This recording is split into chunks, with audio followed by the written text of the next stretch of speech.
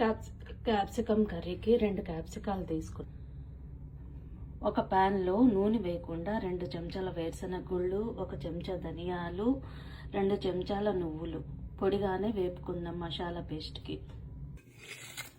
వీటిని వేయించి పక్కనెట్టేసుకోవాలి. ఈ వేయించిన దాంట్లో 2 చెంచాల కారము, 2 యాలకులు, కొంచెం దాల్చిన చెక్క, సరిపడా సాల్ట్ వేసుకుని కోర్స్గా గ్రైండ్ చేసుకోవాలి పేస్ట్ని. ఇలాగా ఫైన్ పేస్ట్ లాగా గ్రేవీని ప్రిపేర్ చేసుకున్నాను. కొంచెం నూనె తీసేసుకుందాము. నూనెలోకి కొంచెము ఈ పేస్ట్ని అయితే యాడ్ చేసుకుందాం. ఇది యాడ్ చేసుకుంటే ఏంటంటే కొంచెం వేగి నూనె పైకి తేరుతుంది. ఉన్న పేస్ట్ని ఇందులో స్టఫ్ చేసేసుకుందాం. నేను 2 క్యాప్సికమ్ తీసేసుకున్నాను కదా, ఇందులోకి షిఫ్ట్ చేసేసుకుందాం. అక్కడ నూనె తేరేలాగా అందులో కొంచెం పేస్ట్ని యాడ్ చేసుకుందాం.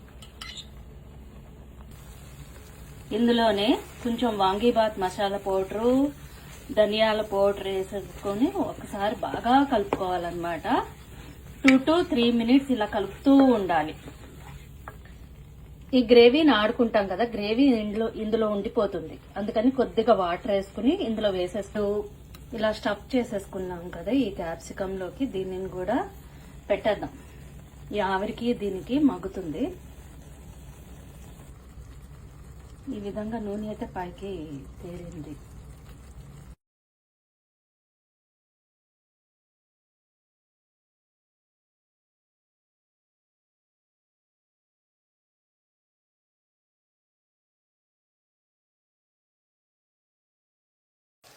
ఇలా చేసుకుంటే కర్రీ రైస్లోకి చపాతీలోకి కూడా చాలా బాగుంటుందండి.